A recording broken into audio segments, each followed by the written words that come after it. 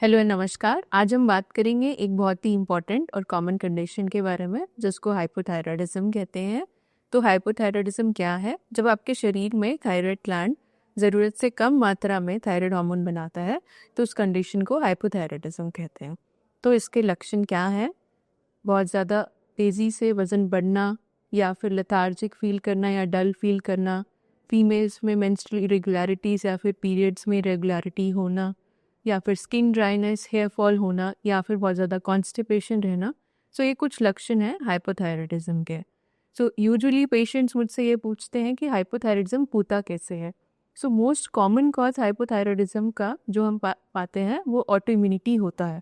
सो auto immunity क्या है? जो हमारे शरीर के खुद के सेल्स हमारे थायराइड ग्लैंड के सेल्स के अगेंस्ट एंटीबॉडीज़ बनाते हैं, उस कंडीशन को ऑटो इम्यूनिटी कहते हैं।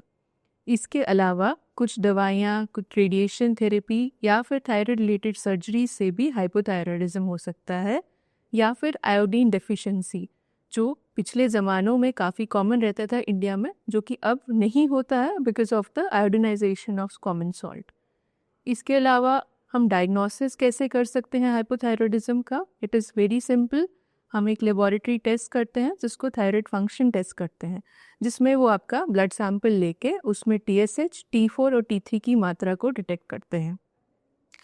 और इसका ट्रीटमेंट कैसे होता है? यूजुअली एक दवाई दी जाती है जिसको कि हम थायरॉक्सिन कहते हैं, जो कि बहुत ही सेफ और नेचुरल फॉर्म ऑफ ट्रीटमेंट रहता है। जिस थायराइड हार्मोन की कमी हमारे शरीर में होती है उसे ही हम बाहर से देते हैं। और दवाई कैसे खानी चाहिए?